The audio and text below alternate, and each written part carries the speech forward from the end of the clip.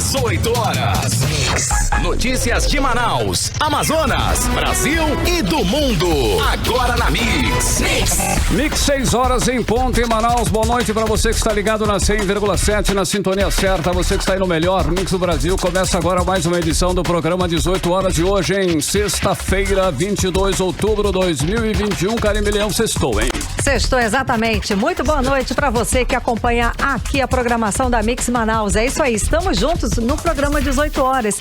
Aquele salve especial pra galera que nos acompanha ao vivo e em cores no aplicativo Humano e também no Instagram, no @18horasnews. 6 Karime, hoje nós temos convites aí, temos ingressos para os nossos queridos ouvintes. Temos sim, para você que está passando agora na frente aqui da Rádio Mix, na rua Fortaleza 585, no Adrianópolis, é o nosso convidado para curtir as noites do medo do Mirage Park, que acontece de 22 de outubro a 28 de novembro. Quer ingresso?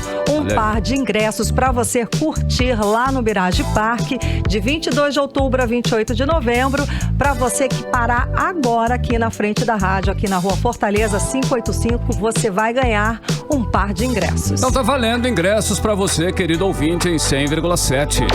Mix. Vamos aos destaques do programa 18 horas desta sexta-feira. CPI da Covid-19 do Senado Federal deve incluir o governador Wilson Lima na lista dos indiciados. O Sindicato dos Servidores da Polícia Civil pede a substituição da atual cúpula da Polícia Civil do Estado. A Assembleia Legislativa do Amazonas recebe novo pedido de impeachment do governador Wilson Lima. E neste domingo, Manaus comemora 325 anos e ao longo do programa de hoje, vamos conferir mensagens de várias pessoas das mais diversas profissões que vão dar os parabéns para nossa Manaus. 6h02, você está no melhor Mix do Brasil e nós estamos começando mais uma edição do programa 18 horas. As principais notícias do dia, o destaque você confere aqui até às 7 da noite no melhor Mix do Brasil. 18 horas. Vamos começar direto com Brasília. Vamos saber sobre as turbulências na política e na economia com o nosso correspondente, jornalista Carlos Eduardo Matos. Muito boa noite, Carlos Eduardo. Então, o ministro da Economia, Paulo Guedes, balança, mas parece que não cai não, hein? Boa noite. Boa noite, Karime. Boa noite, Carlão. Boa noite a todos. Gente, é uma crise que todo mundo sabe como começou, mas não sabemos como vai terminar. Os primeiros capítulos dessa crise começaram a ser escritos ontem, depois que o presidente Jair Bolsonaro anunciou 2 pacotes populistas. O primeiro, que é a criação do auxílio caminhoneiro no valor de R$400 para ajudar 750 mil profissionais do transporte de cargas com a compensação de perdas com o reajuste do óleo diesel. E depois ele anunciou o Auxílio Brasil, que é o antigo Bolsa Família, e também no valor de Alô, Carlos Eduardo, estamos falando por telefone com o jornalista Carlos Eduardo Matos, direto de Brasília, ele que está nos explicando essa crise política gerada em consequência das falas e das afirmações do presidente Jair Bolsonaro a respeito do auxílio combustível para a classe, para os caminhoneiros, né? E também vem como consequência do aumento do valor pago para o Auxílio Brasil, que vai substituir o Bolsa Família, que agora ele vai pagar R$400 de auxílio para essas famílias, para essas pessoas cadastradas. Com isso, 4 secretários do ministro Guedes pediram exoneração ontem, depois de tanta turbulência, depois de tanta polêmica, depois dessas determinações e dessas afirmações do presidente Jair Bolsonaro. Agora a gente quer saber se, na equipe de Paulo Guedes, esses 4 que saíram, Paulo Guedes continua ou não? Já voltamos com a ligação telefônica. Carlos Eduardo, você estava explicando pra gente, não é? Isso, Karime. Já estão me ouvindo agora? Sim, sim. Agora vamos lá. Eu vou começar de trás para frente, que eu acho melhor, para a gente tentar contextualizar, a gente tentar entender. Mas eu vou te responder logo, o Paulo Guedes não cai, viu? Mas eu vou contar a história, eu vou dando logo spoiler. Olha, a história toda começou ontem, lá em Pernambuco, o presidente Jair Bolsonaro anunciou essas 2 medidas que eu acabei de falar. o auxílio caminhoneiro no valor de R$400 mil, R$400 para ajudar 750 mil caminhoneiros, e também o Auxílio Brasil, que ele quer alterar para R$400, ajudando 14 milhões de pessoas, só que provocando um furo no teto de gastos na ordem de 33 bilhões de reais.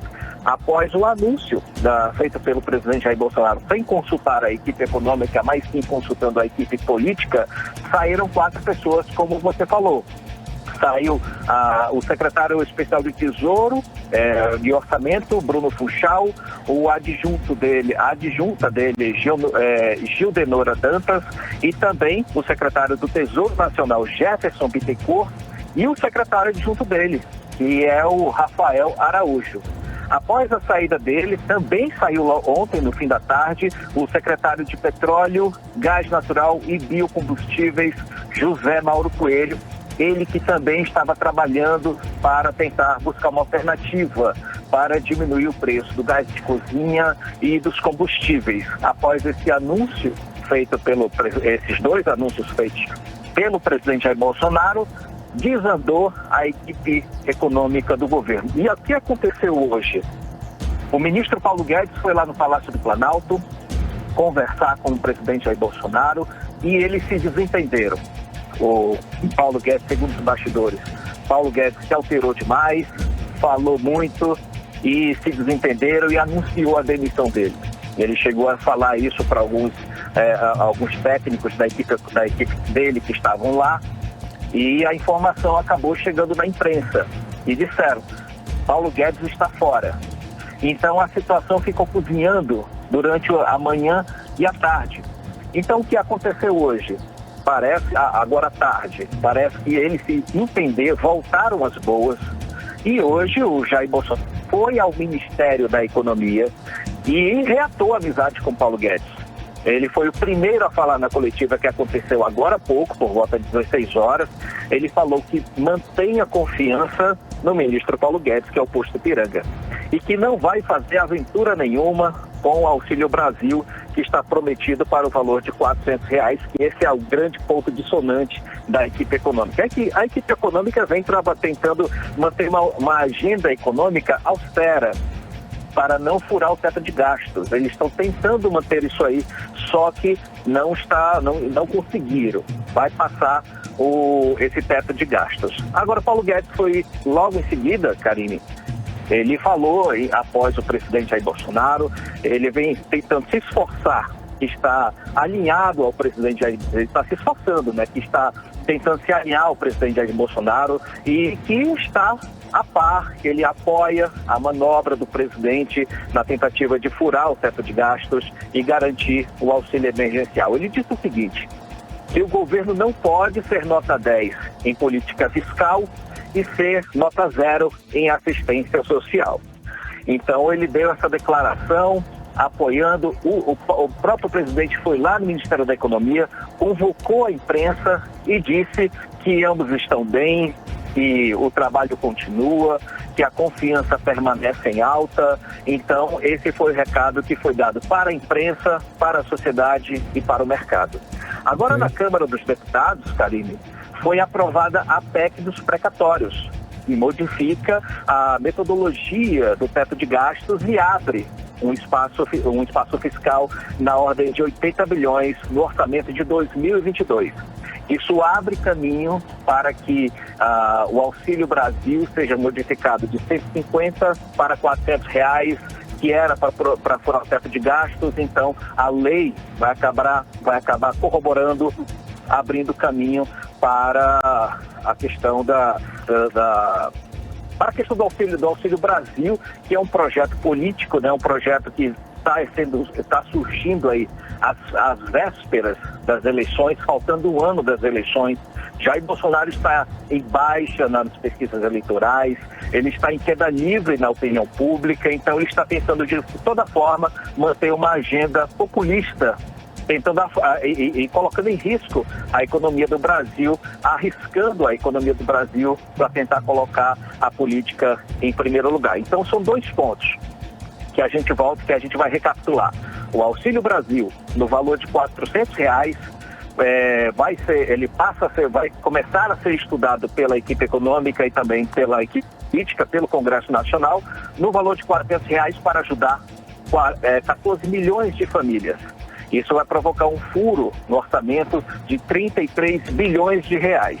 Esse furo aí que vai começar a ser estudado pela equipe do governo e pelo Congresso Nacional para tentar tapar esse buraco. E tem também o Bolsa Caminhoneiro, que aí nas redes sociais estão chamando de Bolsa Boleia, que no valor de R$200 e que vai ajudar 750 mil caminhoneiros. E apesar, Karine, desse valor de R$400, do apelo que ele fez, do apoio que ele pediu dos caminhoneiros, afinal, como eu disse ontem, os caminhoneiros são a ala de apoio ao presidente Jair Bolsonaro. Inclusive, naquela manifestação de setembro, eles protagonizaram muitos movimentos pró-Bolsonaro aqui em Brasília. Só que dessa vez não está agradando. As associações de caminhoneiros, os sindicatos da categoria estão chamando a atitude de Jair Bolsonaro como uma esmola. Tanto que eles não paralisaram os movimentos de greve que estão acontecendo em São Paulo, Espírito Santo, Minas Gerais. Inclusive, Minas Gerais anunciaram agora há pouco que eles encerraram o movimento. Mas ainda tem 5 estados que estão ainda com o transporte de cargas de combustíveis parados. Então, há um grande risco desse movimento, dessa greve crescer ainda mais e, inclusive, repercutir no estado do Amazonas. Volto com você, Karine e Carlão. Ok, Cadu, hoje teve desfiliação de gente grande. O presidente do Senado, Rodrigo Pacheco, se desfiliou do DEM e vai agora para o PSD, é isso? Exatamente, Carlão. Rodrigo Pacheco anunciou a saída dele do DEM, que é o partido com o qual ele foi eleito, né, para ser... Ele começou lá atrás como deputado federal, foi muito bem votado. Ele teve um trabalho, uma atividade parlamentar de muito protagonismo ao longo do mandato dele como deputado federal, foi eleito largamente como senador e já no primeiro mandato de senador, ele já se tornou presidente do Senado Federal. Então, ele tem muito prestígio dentro dos poderes, do Poder Judiciário, pelo estilo dele, pelo trabalho, pela forma como ele se porta, pela forma como ele pensa sobre política. Ele é muito pautado na conciliação, né, no diálogo entre os poderes. Então, ele tem sido cada vez mais buscado nesse ambiente de hostilidade que a gente vive hoje na política. Ele vem sendo cada vez mais procurado. Então, ele exerce um certo protagonismo dentro da política brasileira e ele é candidato à presidência da República.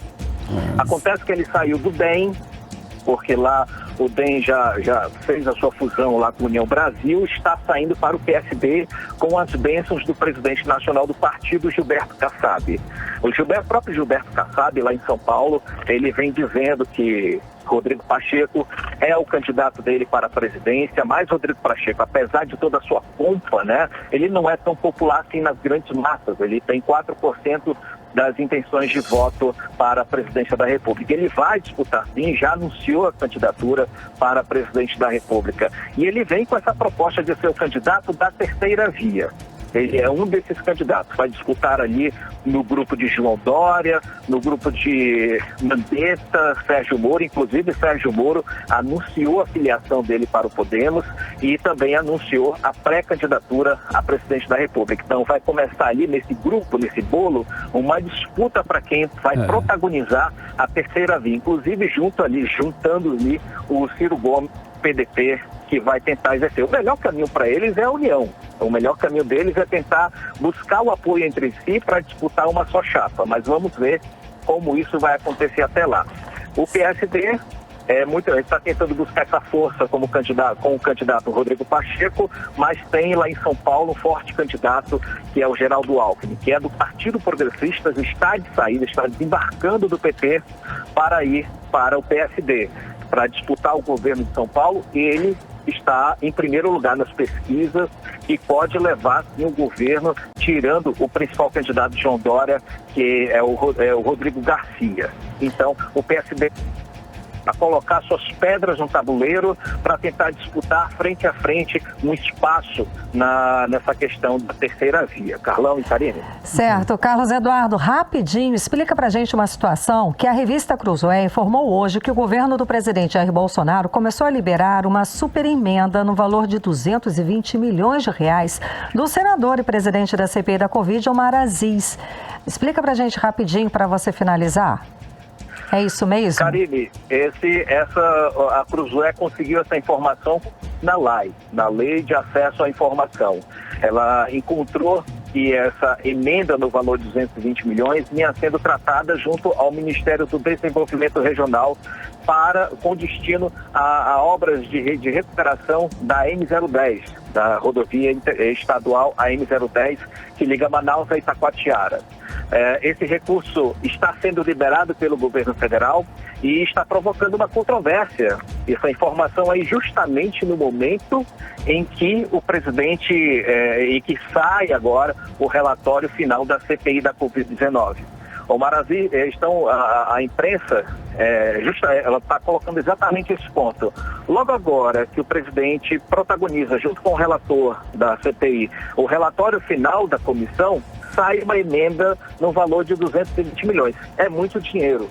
Então, há a possibilidade, cogita-se a hipótese de ter havido um acordo entre o senador e o governo federal para tentar obter algum tipo de resultado na CPI. O senador Omar Aziz nega veementemente essa possibilidade, falou para a revista Cruzoé, disse que não há nenhuma hipótese de negociação alguma com o governo. Inclusive, ele rechaça e critica quem esteja falando sobre isso.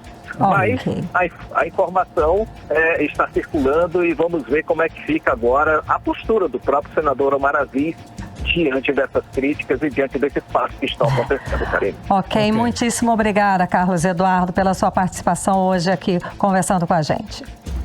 Um abraço para vocês, gente. Tudo de bom, Carlos. Tudo de bom, Carlos Eduardo. Boa noite, sucesso. 6h17 e você está no melhor Mix do Brasil. 18 horas.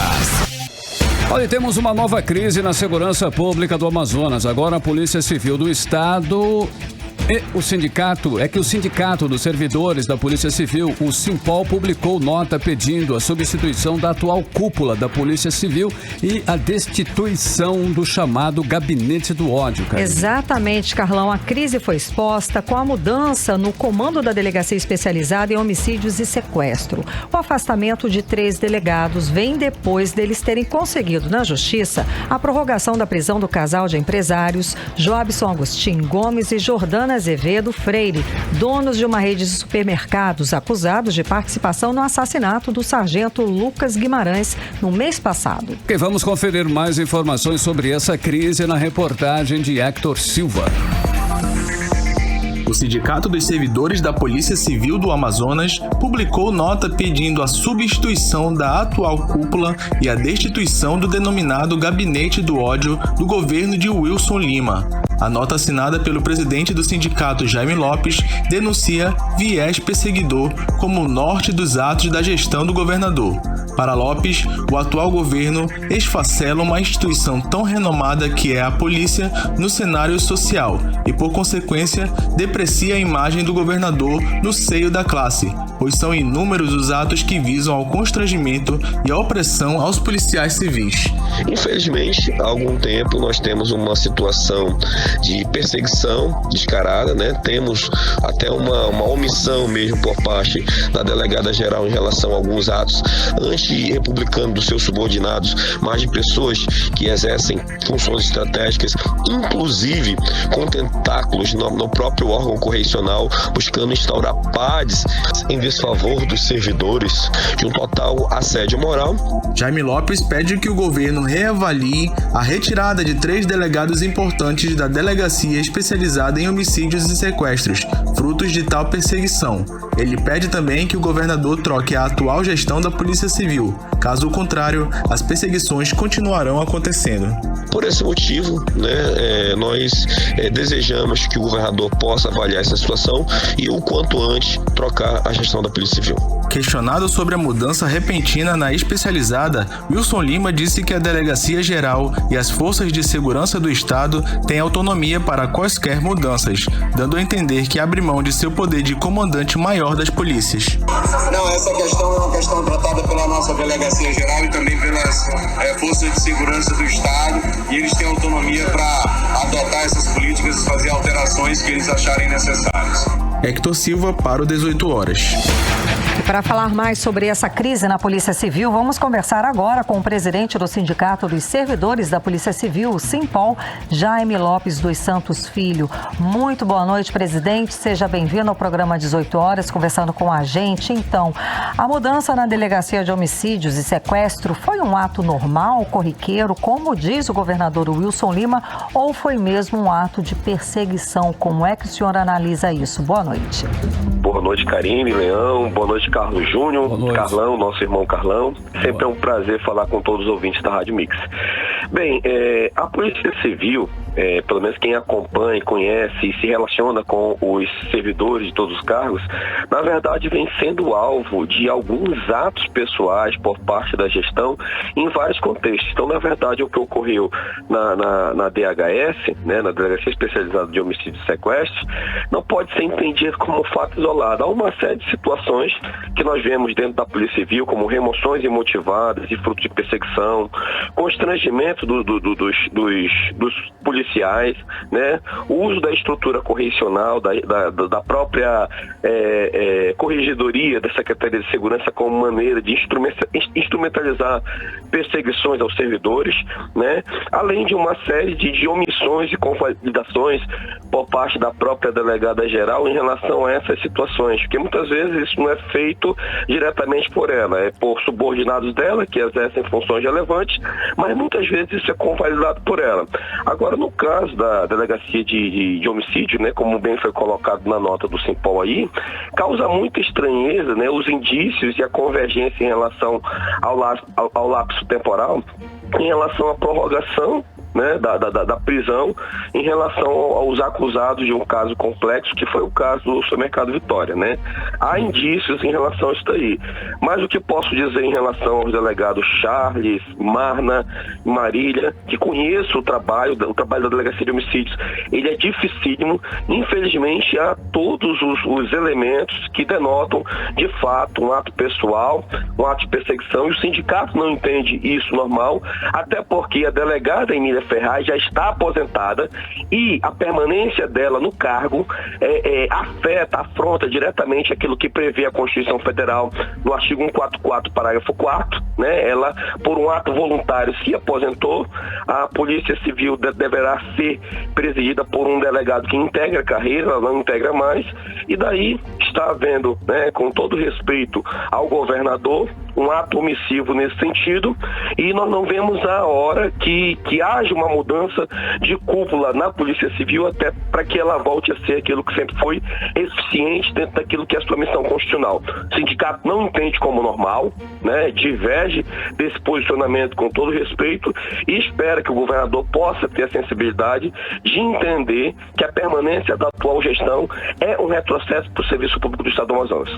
Ok, e por quê? Qual é o motivo principal aí que o Simpol insinua que a mudança na Delegacia de Homicídios e Sequestro tem a ver aí com a prorrogação da prisão do casal de empresários que são suspeitos de envolvimento no assassinato do sargento Lucas Guimarães? O motivo? Carlão, na verdade o que nós vimos foi a prorrogação da prisão, por conta de um ato motivado, ou seja, de um pedido dentro daquilo que era relevante para a persecução penal, e coincidentemente as datas dos atos, elas são convergentes, Então pode-se dizer, não que uma insinuação, mas fortes indícios da relação, da apuração desse caso com essa atitude, além, de uma ciumeira em relação ao relevantíssimo trabalho que estava sendo desenvolvido pelos colegas à frente da Delegacia de Homicídios. Certo. A nota do sindicato faz referência a esse gabinete do ódio na gestão de Wilson Lima. O senhor poderia explicar para a gente o que é esse esse gabinete do ódio? Eu não acredito, né, de forma alguma que tenho a certeza que o governador diretamente não participe disso.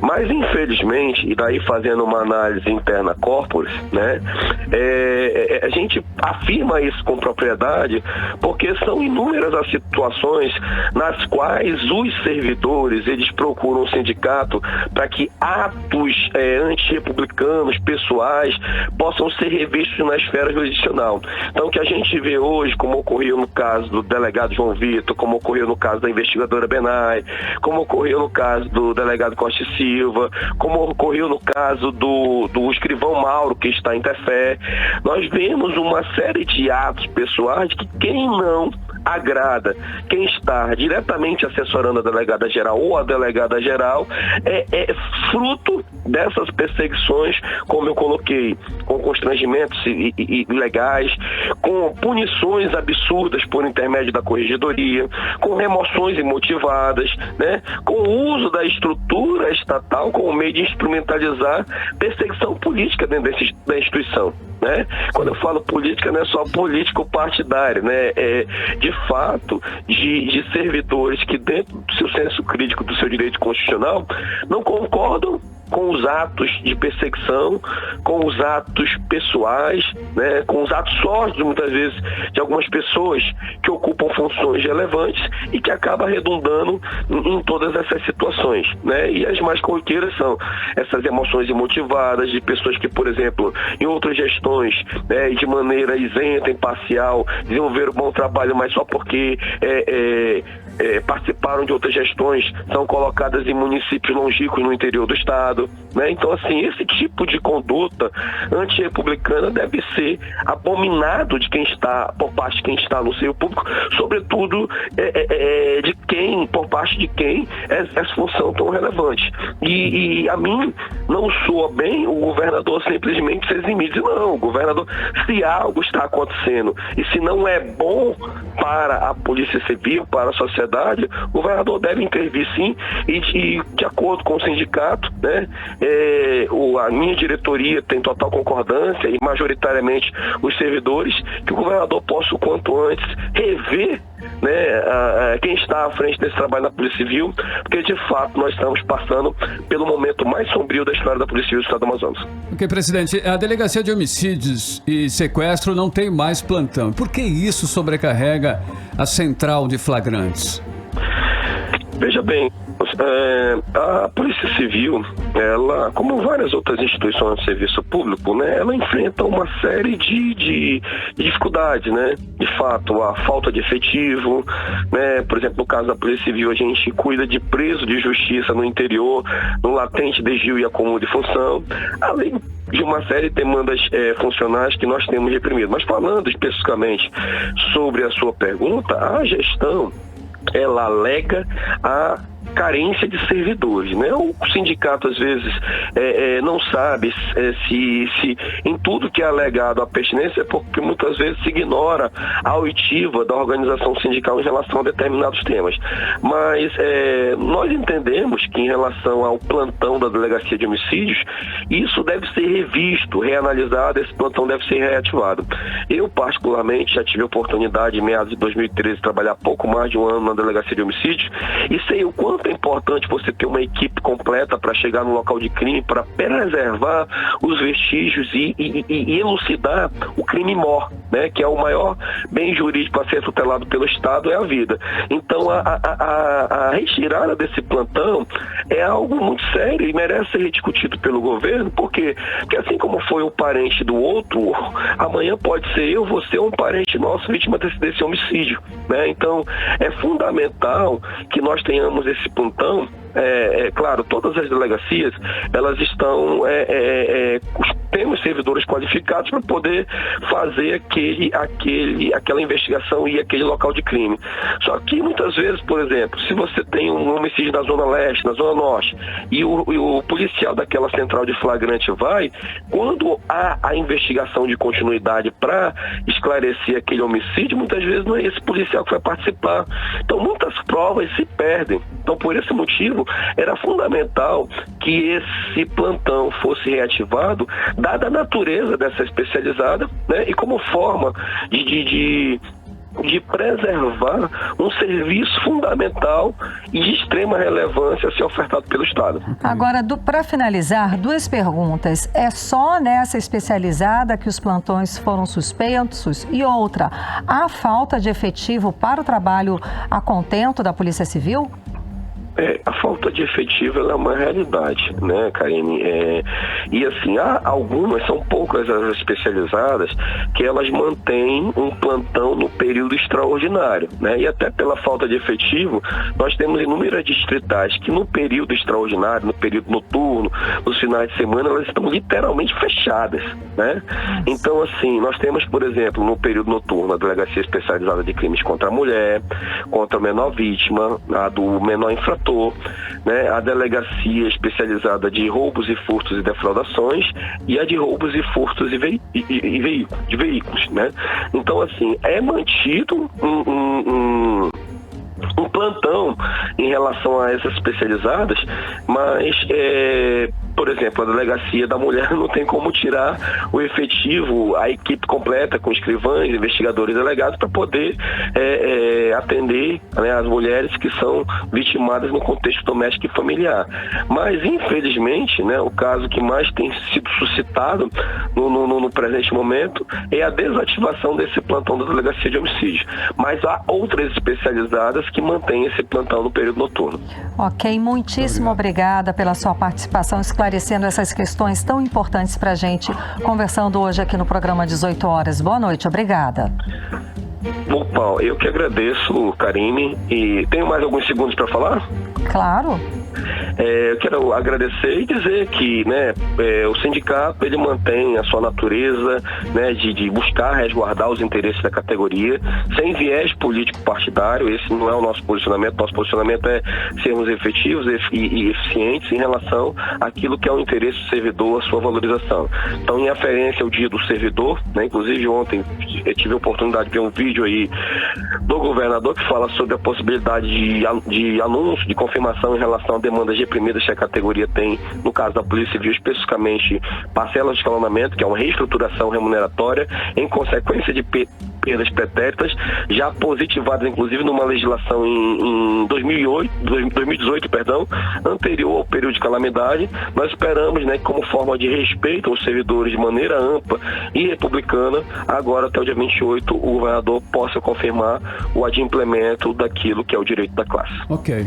Muitíssimo obrigado, uma ótima noite. Eu que agradeço, sabe que eu sou fã de vocês. Imagina, obrigada, boa noite. Conversamos com o presidente do Sindicato dos Servidores da Polícia Civil, Simpol, Jaime Lopes dos Santos Filho. 6 horas e 32 minutos e você no melhor mix do Brasil. 18 horas. E além da perseguição apontada por Jaime Lopes, os policiais estão sofrendo também com salários congelados. As medidas já completaram 2 anos e a classe até agora não viu movimentação da atual gestão para melhorar essa situação. E você que acompanha aqui o programa 18 horas sabe que além dos salários, os escalonamentos dos policiais também estão atrasados. Vamos acompanhar mais detalhes agora na reportagem de Hector Silva. Há 2 anos e 3 meses, no dia 15 de julho de 2019, o Diário Oficial do Estado do Amazonas publicou os projetos de lei do chamado Pacote de Maldades do governador Wilson Lima, incluindo a Lei Complementar número 198, de 15 de julho de 2019, que congelou todos os vencimentos e datas base dos servidores públicos do Estado, de setembro daquele ano até 2021. A medida fez com que o governo não conseguisse pagar o escalonamento dos policiais civis, que possui parcelas em atraso até hoje. Segundo o presidente do Sindicato dos Servidores da Polícia Civil do Amazonas, Jaime Lopes, foi preciso entrar na justiça para que o atual governo fizesse algo. Porém, até o momento ainda não há um retorno do judiciário. De fato, há um congelamento salarial desde o advento da Lei Complementar número 198 de 2019. Isso, de fato, inviabilizou o pagamento, o adimplemento das parcelas do escalonamento, que está em atraso. Inclusive, temos demandas judiciais mas, entretanto, a nossa entidade sindical tem buscado manter, como sempre, a diplomacia, a efetividade, né? E já deixou o governo, por intermédio da Casa Civil, ciente, né, de todas as nossas necessidades, sem querer inovar discussões de caráter funcional, direito dos servidores. Na verdade, é a implementação tão somente daquilo que já estava positivado em lei. Jaime Lopes destaca que o sindicato vem fazendo tratativas para mudar a situação. A esperança está depositada para o dia 28 de outubro, Dia do Servidor Público. Até pelo vídeo do governador no dia de ontem, e em especial pela proximidade do Dia do Servidor Público, nós esperamos que, ao menos, essa situação que já estava instituída em lei possa ter o seu devido cumprimento. Hector Silva para o 18 horas. E a semana termina com a expectativa da inclusão do governador Wilson Lima na lista de indiciados da CPI da pandemia no Senado Federal. O relatório deve passar por mudanças e será votado na próxima terça-feira. E todos os meios de comunicação já noticiam como certo o indiciamento do governador após pressão dos senadores Omar Aziz e Eduardo Braga. Vamos aos detalhes dessa informação na reportagem de Odineia Araújo. A imprensa nacional dá como certa a inclusão do governador do Amazonas, Wilson Lima, na lista dos pedidos de indiciamento apresentados pela CPI da Covid no Senado Federal. Reportagem do jornal Folha de São Paulo de hoje diz que o relatório da CPI aliviou para o ministro da Economia, Paulo Guedes, da Defesa, Braga Neto, e para autoridades do Amazonas. A reportagem informa que o parecer do relator Renan Calheiros propôs indiciamento do atual ministro da Defesa, mas economizou ao descrever as ações dele e o cita apenas 8 vezes.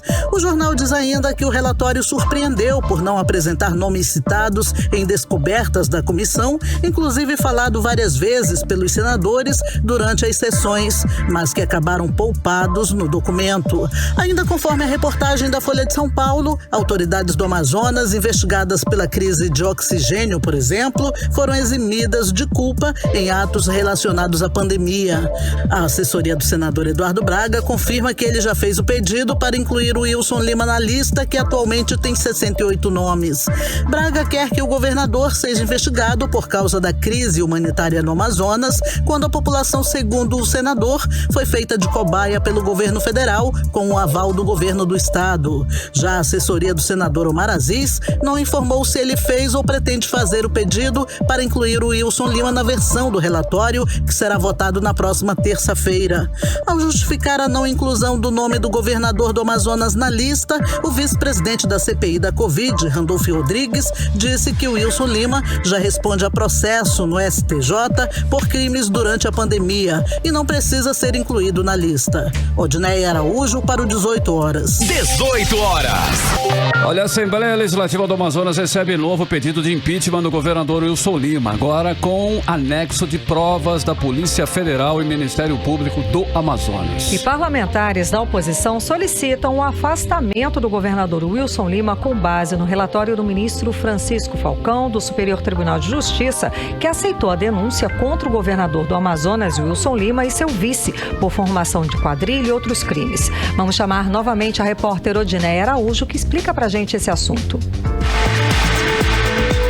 Completar um mês como réu pelo Superior Tribunal de Justiça, o governador do Amazonas, Wilson Lima, é alvo de novo pedido de impeachment na Assembleia Legislativa do Estado. O novo pedido foi protocolado em conjunto pelos deputados de oposição, Dermilson Chagas e Wilker Barreto, com base no relatório do ministro Francisco Falcão, do Superior Tribunal de Justiça, que aceitou a denúncia contra o governador do Amazonas por formação de quadrilha, por crimes de dispensa de licitação, aumento abusivo de preços e peculato na compra de ventiladores pulmonares sem licitação e superfaturados em uma loja de vinho. Os parlamentares lembraram que a investigação feita pela Polícia Federal e pelo Ministério Público Federal constitui a materialidade do pedido de impeachment.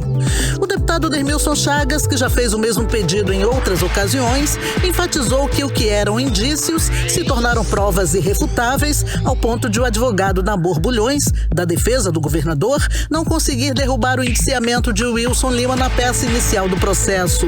Para o parlamentar, desta vez os deputados estaduais não podem continuar inertes diante de todos os escândalos protagonizados pelo governador Wilson Lima, que desde o dia 20 de setembro desse ano passou a ser réu no processo que está em andamento no STJ.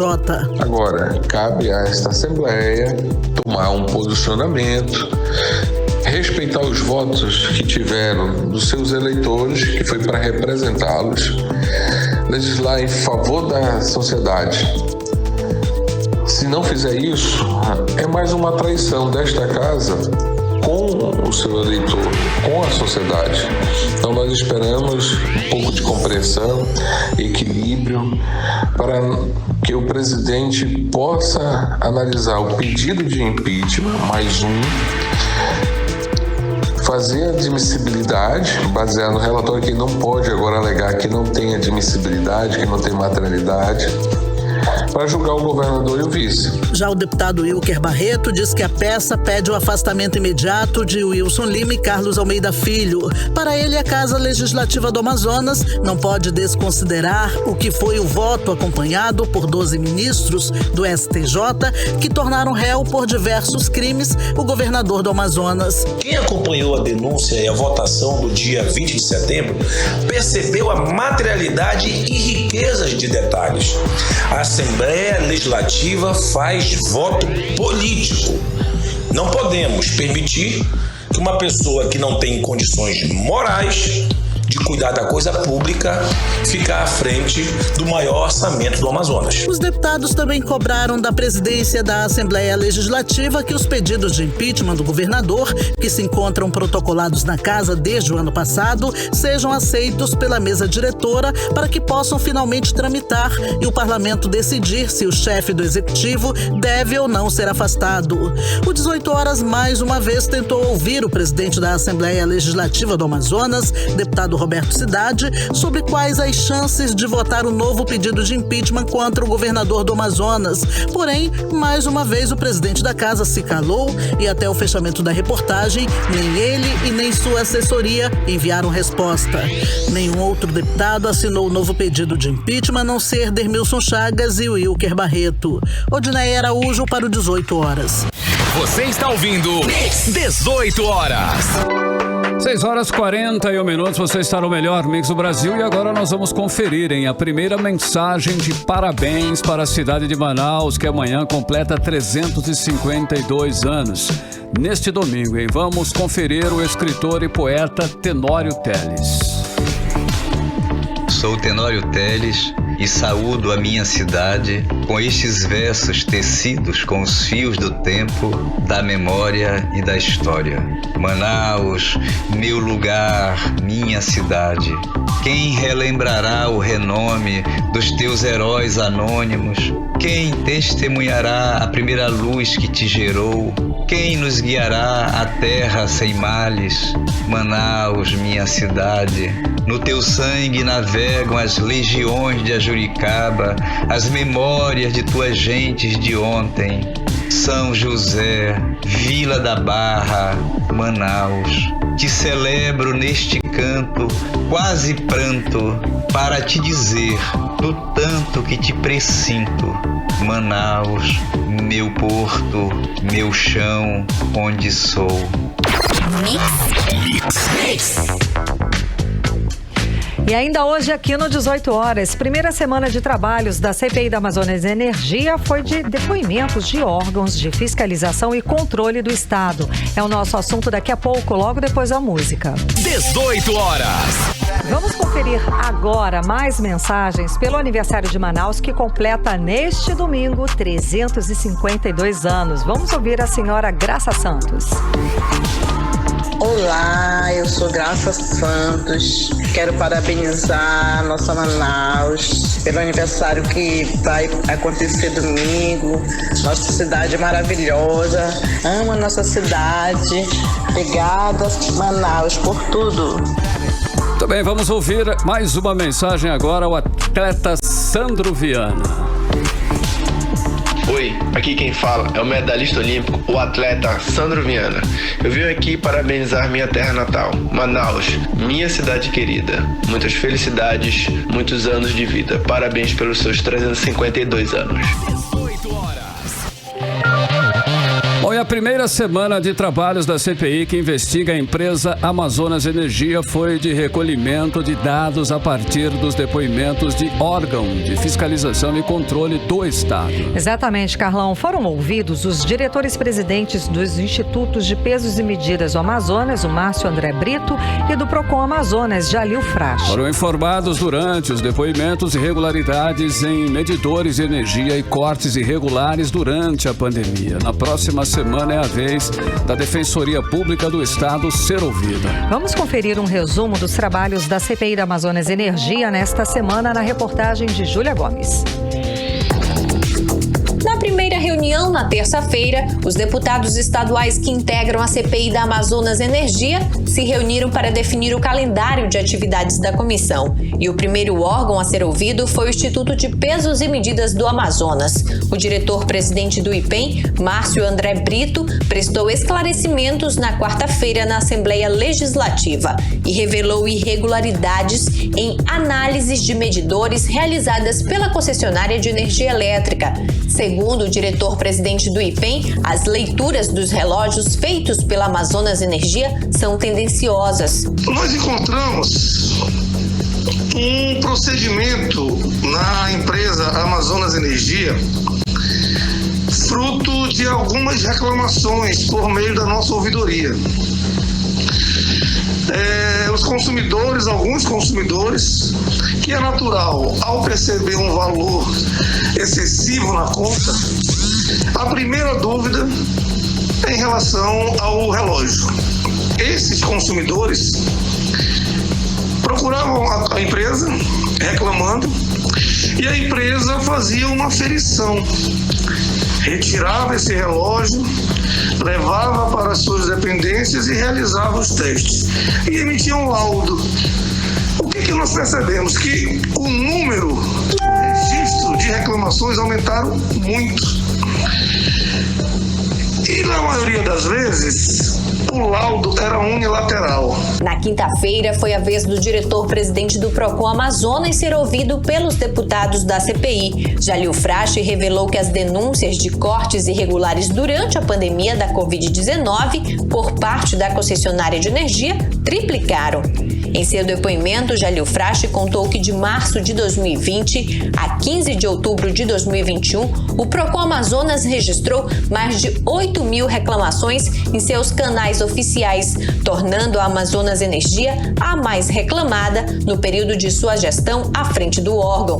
Segundo ele, quando o Procon faz a intermediação da demanda do consumidor junto à concessionária de energia, o tratamento é diferenciado e, em média, 50% dos conflitos são solucionados. Acredito que a empresa Amazonas Energia, quando recebe a demanda do Procon, tem um percentual considerável de solução de conflitos. Ocorre que ela solucionar o problema do consumidor, quando o Procon está intermediando é uma coisa, quando só está entre ela e o consumidor é outra. O que nós buscamos como defensor do consumidor é que entre eles, partes da gente, tanto a empresa quanto o consumidor final, se resolvam sem pedir ao Procon. O Procon seria equivalente a um extremo. Ele não conseguiu a solução com a empresa, tem direito, ele vai até o Procon e busca garantir os seus direitos. Conforme o diretor do Programa de Proteção ao Consumidor, hoje o órgão tem atuação praticamente apenas na capital e, pela falta de atuação do Procon no interior, os consumidores dos municípios acabam não tendo a quem reclamar pela constante interrupção de energia elétrica.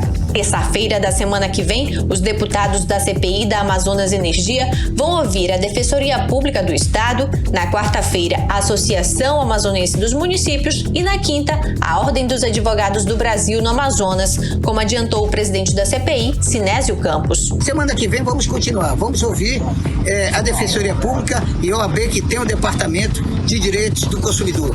Esta luta é de todos nós, por um preço justo e, acima de tudo, cobrar responsabilidade dessa empresa que presta um desserviço para a população. Tem caráter essa CPI também educativo, mas sobretudo punitivo. Todos os órgãos de fiscalização e controle estão comparecendo na condição de convidados. A comissão tem até 120 dias para apresentar o relatório das investigações. A CPI vai, a partir de agora, receber denúncias diretamente da população através do e-mail cpienergia@alean.gov.br ou por envio de mensagem para o número de WhatsApp 98466-8350. Júlia Gomes para o 18 horas. Você está ouvindo 18 horas. 6 horas e 53 minutos. Vamos ouvir agora mais uma mensagem de parabéns para Manaus, que completa 352 anos no próximo domingo agora, depois de amanhã. Boa noite, Rádio Mix. Boa noite, Manaus. Meu nome é Guilherme Torres, sou comerciante e estou passando aqui para parabenizar os 352 anos da minha linda cidade de Sorriso, Manaus.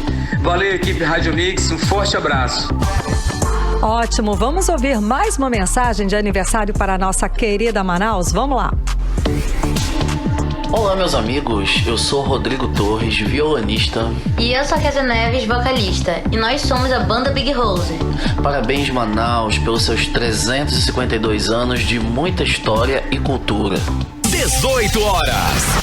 Bom, e aos poucos, Manaus vai voltando à sua normalidade após o pico da pandemia de Covid-19. Nesse aniversário de 352 anos da cidade, os moradores vão poder sentir um gostinho de participar de um grande evento com shows musicais. Karime, neste fim de semana aí acontece o Boi Manaus, que vai contar aí com a apresentação de mais de 40 artistas, Karime. São 40 artistas, além de todas as agremiações folclóricas de boi bumbá em Manaus. Maravilha, olha, mas para participar, gente, presta atenção, é preciso fazer agendamento antes no portal da Manaus Cult, porque o público é limitado, tá? Até 3.000 pessoas por noite. Precisa também estar com o esquema vacinal completo contra a Covid, hein? Esse detalhe é importante, esquema vacinal completo. Mesmo assim, é um momento ímpar para comemorar a vida. Vamos saber os detalhes desse evento agora na reportagem de Hector Silva.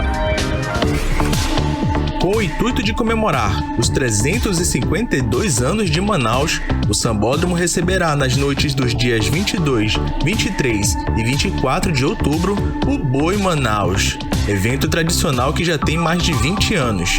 Mais de 40 atrações musicais irão se apresentar em uma celebração à vida, após um momento de tanta dificuldade que Manaus passou com a pandemia, conforme destaca o vice-presidente da Manaus Cult, Christian Pio. O Boi Manaus tem sido pensado para ser uma espécie de celebração da vida. Não só festa, mas um momento de perceber, quer dizer, que passamos por uma fase difícil, né? Um momento de lembrar daqueles que foram, mas daqueles que estão aqui e estão começando a retomar a vida. E ao mesmo tempo a possibilidade e alegria que a gente tem de poder voltar a incentivar com mais força a cultura e a economia criativa. Além do Boi Manaus, que é uma festa tradicional que tem mais de 20 anos, nós estamos trazendo todas as apresentações dos bois, conseguimos colocar quase 40 atrações de toada, e temos também os The Voice Kids que vão se apresentar. Temos um momento de abertura ecumênico para fazer essa grande celebração e de uma espiritualidade, agradecendo, né, as bênçãos de estar podendo retomar a vida normal. Os cuidados sanitários devem ser mantidos para o evento, ainda mais que a pandemia não acabou. Por conta disso, o público foi limitado a 3.500 pessoas por dia. O nosso sonho seria poder agora estar numa situação que pudesse abrir para o público todo, né? Infelizmente, nós vamos fazer uma festa com todos os cuidados. Para isso, a gente está abrindo 3.500 ingressos de pista. E nesse evento, as pessoas vão fazer um cadastro pelo site cultura.m.gov.br, uma parceria da Prefeitura com o governo, disponibilizar um site para as pessoas poderem se cadastrar. Esse site está ligado ao banco de dados da vacina. Então, maiores de 18 anos, coloca o seu nome, seu dado completo, documentos e tudo mais. E precisam estar com o ciclo vacinal completo, com as 2 doses. Menores acima de 12 anos também podem ir acompanhados pelos pais ou responsáveis legais, precisam também estar com o ciclo vacinal completo. Hector Silva para o 18 horas. Você está ouvindo 18 horas. Muito bem, ainda sobre o aniversário de Manaus, vamos ouvir agora mais 2 mensagens. Oi pessoal, eu sou o Vitor Next, sou filmmaker profissional e gostaria de dar aqui os meus parabéns pelos 352 anos da cidade de Manaus. Essa terra que é abençoada por Deus e guardada por Ele. Tamo junto! Olá, ouvintes da Rádio Mix, sou Lucilene Castro, cantora. Quero desejar feliz aniversário para nossa cidade de Manaus. Que a nossa cidade seja mais bem tratada e amada. Parabéns, Manaus. 18 horas. E agora a gente conversa com a jornalista Artemisa Gadelha. É ela que vai falar pra gente que esse ano nós vamos ter carnaval e ano que vem vamos ter... esse ano nós vamos ter Réveillon e ano que vem nós vamos ter carnaval. É isso mesmo, Artemisa? Boa noite.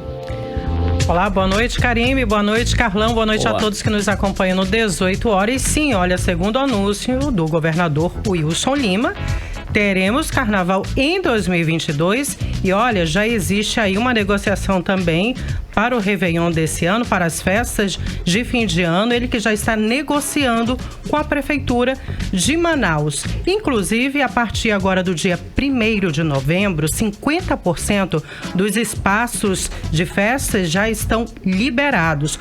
Logicamente, com todo protocolo, o distanciamento, o uso de máscara, o álcool em gel e principalmente a carteira de vacinação com as 2 doses contra a Covid-19. O governador ressaltou que essa liberação é baseada na redução dos números de casos da Covid, que já tem aí também um pouco mais de 40% da população vacinada. Durante a coletiva, ele falou o seguinte, abre aspas, temos 57 dos nossos 62 municípios sem nenhuma pessoa internada. A vacina conseguiu avançar muito e hoje temos apenas 26 pessoas internadas em leitos de UTI. Dessas, 19 não se vacinaram. Mas, Karime, especialistas dizem que é preciso, para se haver essa flexibilização, pelo menos 70% da população deveria estar vacinada. Exatamente. Inclusive, recomendação da Organização Mundial de Saúde, esse número seria 75%, não é? Ok, Artemisa, muitíssimo obrigada pelas informações. Agora em Manaus, 7 horas e 1 minuto, seguimos direto para o Editorial 18 horas. Editorial 18 horas. O grupo político que comanda o governo do Amazonas vai ficar de sobreaviso e em sobressalto neste fim de semana. A situação é a mesma da véspera da decisão do STJ sobre a denúncia da compra superfaturada de respiradores. No caso do STJ, a expectativa acabou quando o governador Wilson Lima virou réu pela compra de aparelhos que sequer serviam para doentes graves de Covid-19. Agora, a expectativa é se a CPI da pandemia vai incluir o nome dele entre os pedidos de indiciamento. Neste caso, o indiciamento é pela morte de dezenas de pacientes de Covid-19 no Amazonas por causa da falta de oxigênio hospitalar. A espera só vai terminar a partir da próxima terça-feira, quando o relatório final começar a ser votado definitivamente na comissão. Qualquer que seja o resultado, incluindo ou não seu nome, o noticiário será mais uma vez muito ruim para Wilson Lima, pois vai fazer a imprensa nacional lembrar tanto da compra dos respiradores quanto das mortes por falta de oxigênio. E nada disso é bom para a imagem do governo e do próprio governador. 18 horas. 7-2, Karime, finalizamos mais uma edição do 18 horas. Obrigada pela companhia, um beijo e até segunda-feira. Até segunda-feira, continue bem, continue em 100,7. Boa noite, bom final de semana. Você está na Mix, o melhor mix do Brasil.